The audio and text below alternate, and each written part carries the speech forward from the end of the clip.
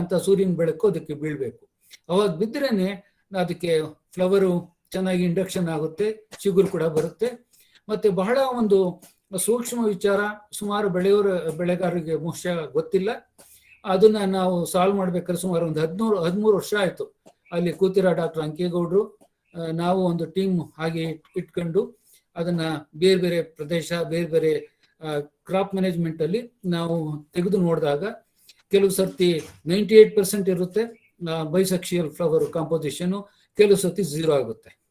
ಆ 0 ಆಗಿದ್ದೆಲ್ಲ ಕೂಡ ಬಹಳ ಹೈಲಿ ಶೇಡೆಡ್ ಕಂಡೀಷನ್ ಅಲ್ಲಿ ಲೇಟ್ ಆಗಿ ಏನಾದ್ರೂ ಸ್ಪೈಕ್ ಎಮರ್ಜೆಂಟ್ ಆದ್ರೆ 98% ಇದು ಬೈಸೆಕ್ಷುಯಲ್ ಫ್ಲವರು 0 ಆಗ್ಬೋದು.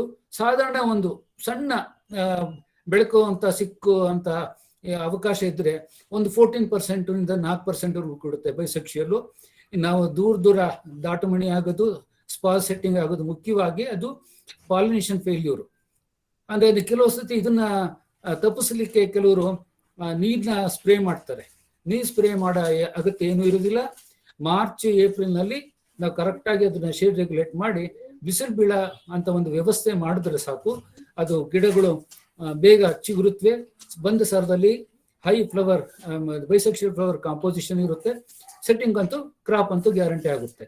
ಒಂದು ಕ್ರಾಪ್ ನಮಗೆ ಕಂಡುತ್ತೆ ನಂತರ ಕ್ರಾಪ್ನ ಉಳಿಸ್ಕೊಳ್ಳಿಕ್ಕೆ, ಅದನ್ನ ಪೋಷಿಸಲಿಕ್ಕೆ ಬೇಕಾದ ಎಲ್ಲ ಕ್ರಮಗಳು ಕೂಡ ನಮಗೆ ತಗೊಳ್ಳಿಕ್ಕೆ ನಮಗೆ ಒಂದು ಮೋಟಿವೇಶನ್ ಸಿಕ್ಕುತ್ತೆ.